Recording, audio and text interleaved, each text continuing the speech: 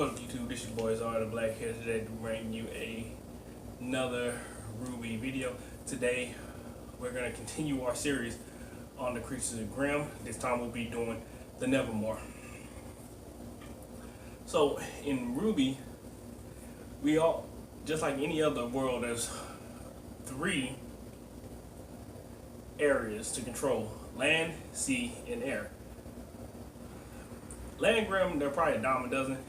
But then we get to the air Grimm, and that's where probably the money is.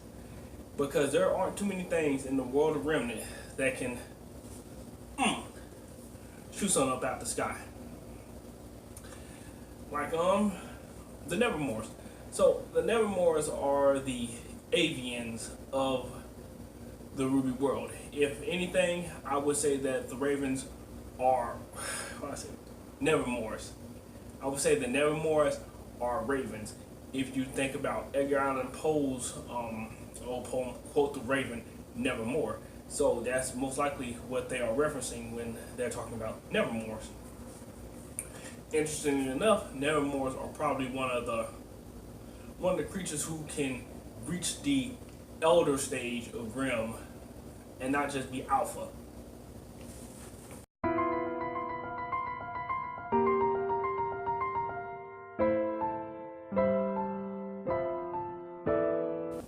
So the older a Nevermore gets, the more independent it becomes of other Nevermores. This can basically be attributed to the 2 massive Nevermores that we've seen in Ruby so far. We saw the giant Nevermore in the Emerald Forest, and we also saw the giant Nevermore at the Coliseum. These 2 Grimm were both old, and they were both very powerful compared to other Grimm or other Nevermore. Most Nevermore probably make it past maybe 10, 15 years, but I think that a Nevermore basic age cap would be the elder level, because at the elder level, that's when they're probably at their peak of their strength. I don't think too many Nevermores make it past the elder level, maybe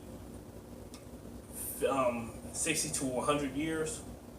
That would be my cap of a Nevermore's age.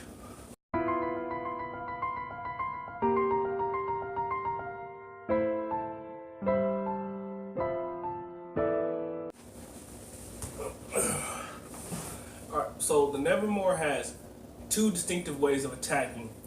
It has a birds of prey style attack where it swoops in and captures its prey, and it also is one of the only Grimms to have a long range attack where it detaches its feathers from its body and throws them like darts.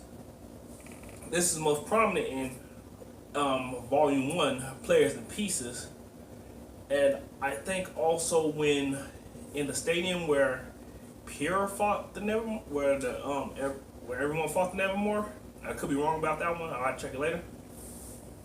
But yeah, aside from that, it also has a group mentality when it's in a large enough group where it will surround its target and start attacking at them, probably with pecks and claws. But so far, like I said, the only 2 main methods of attack are diving and swooping, and throwing its feathers at its enemy.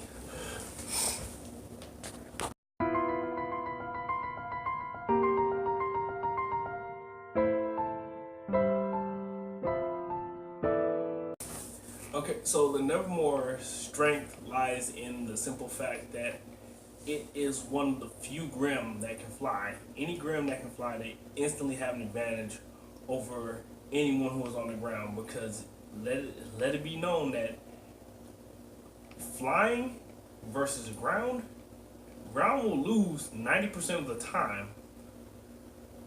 And even when Atlas rolled up in his giant ships, they were having problems with the Grimm because they could fly. You have some people who could probably shoot birds out the sky, but Other than that, they don't have too many glaring weaknesses that you can actually exploit. As far as weaknesses of the Nevermores go,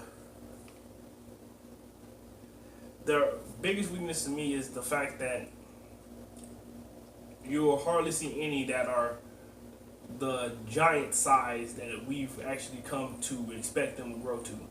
Because honestly, if you can cut a Nevermore down before it can reach that size, they're not really a threat. I mean, Ruby bulldozed into one and killed it instantly when she was going to her evaluation.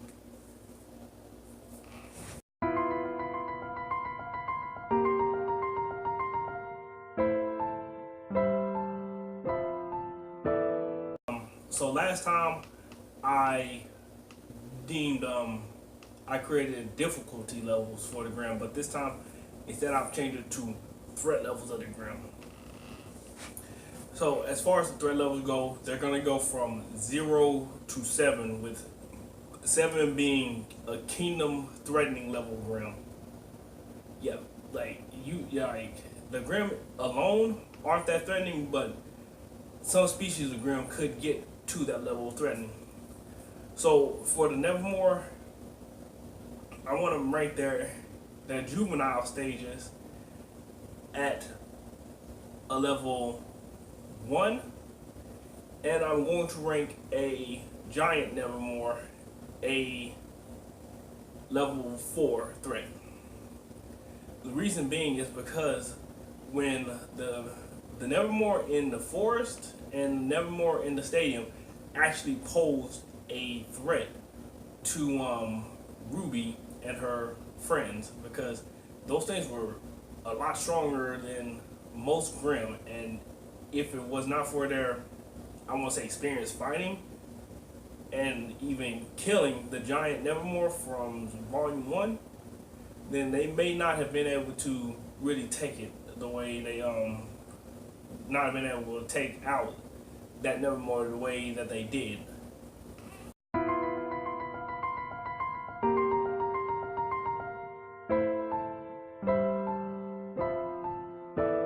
So my final thoughts on the Nevermore is that while they can be a threatening Grim to academy students, they are not a big enough threat to be placed any higher than they are. I would say at the end of the day, the Nevermore could have been one of the more threatening Grims, but they're not. Unless we see a Nevermore that can reach like ancient level or older, then the Nevermores are just like the Beowulfs, fodder for the series. But anyways, guys, this has been Zara the Black, and this has been my talk on the creatures Grim for Nevermore. Hope you guys enjoyed it. Leave a like and subscribe if you did. And with that, I'm out.